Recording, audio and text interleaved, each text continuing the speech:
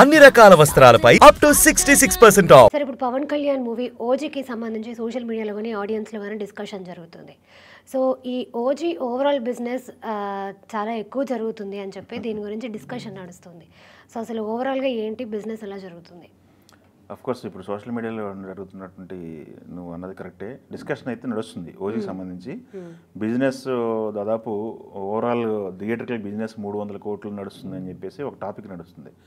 300 కోట్లు అంటే ఏరియాల వైపు చెప్తున్నారు. ఆంధ్ర 880 కోట్లని, లేకపోతే సీడెడ్ అని, నైజాం అని, ఇలా లెక్కలు చెప్తా ఉన్నారు. గతంలో జరిగినటువంటి పవన్ కళ్యాణ్ సినిమాకి ఈ ఓజీ బిజినెస్కి సంబంధం లేకుండా బిజినెస్ జరుగుతుందని చెప్పేసి చెప్తున్నారు. డివి దానయ్య గారు ఈ సినిమా నిర్మిస్తున్నారు. ఆయన బిజినెస్ సీడెడ్కి సంబంధించి ఒక రేట్లు, లేకపోతే నైజాంకి సంబంధించిన రేట్లు, ఇవన్నీ కూడా ఫిగర్స్తో బయటకు వస్తున్నాయి. బట్ ఏది ఇంకా ఫైనల్ అవ్వలేదు అని చెప్పేసి తెలుస్తుంది. బట్ దీనికి సంబంధించినటువంటి క్రేజ్ అయితే విపరీతంగా ఉంది. డిస్ట్రిబ్యూటర్లు కానీ ఎగ్జిబ్యూటర్లు కానీ ఎక్కువ ఇంట్రెస్ట్ చూపిస్తున్నారు అని చెప్పేసి డిస్కషన్ నడుస్తుంది. ఈ డిస్కషన్ ఇప్పుడు కాదు, ఇంకా సినిమా రిలీజ్ టయానికి ఇంకా భారీగా పెరిగే అవకాశం ఉంది బిజినెస్ లెక్కలనేవి. అది మనం గ్లింప్స్ చూసాము. లాస్ట్ ఇయర్ పవన్ కళ్యాణ్ గారి బర్త్డే సందర్భంగా సెప్టెంబర్ 2వ తారీఖు రిలీజ్ చేశారు. ఆ గ్లింప్స్కి విపరీతమైన ఇది వచ్చింది, రెస్పాన్స్ వచ్చింది.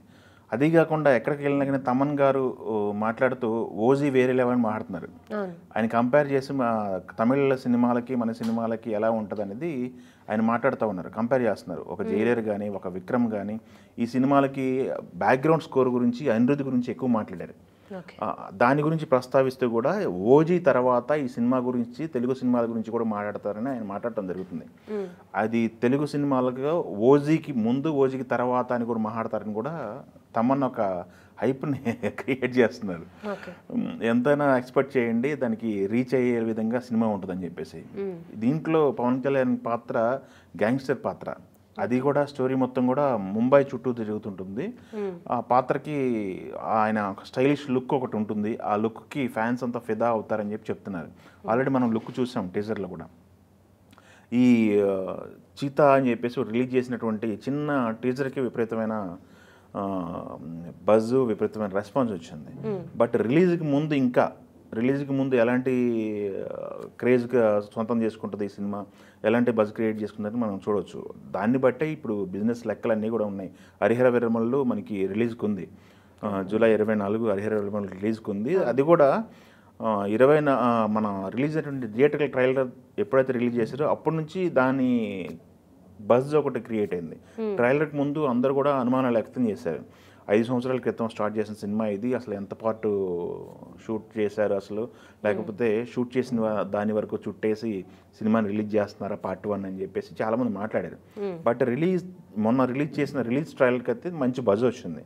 వాళ్ళు క్లారిటీగా ఉన్నారు. సినిమా ఎలాంటి అంచనాలని తలకిందులు చేయదు, అంచనాలకు తగ్గట్టే ఉంటుంది అని చెప్పేసి ఉంటున్నారు. విజువల్ ఫీస్ట్లా కనిపిస్తుంది హరిహర వీరమల్లు.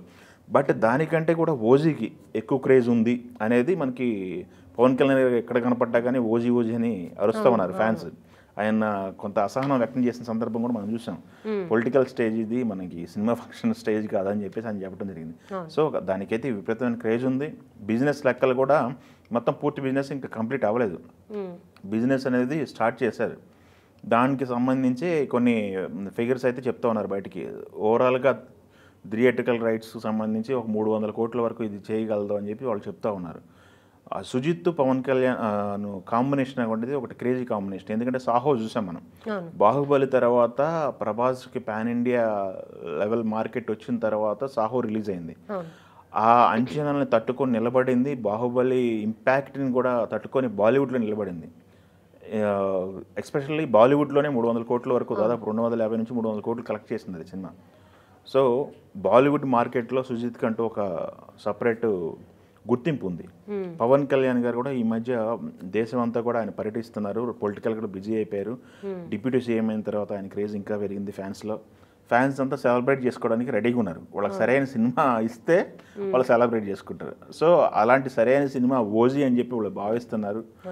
సో అందరికి కళ్ళు ఓజీ పైన ఉన్నాయన్నమాట.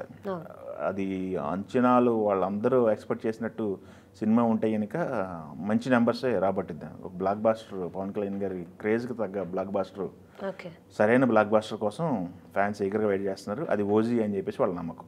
Okay yeah.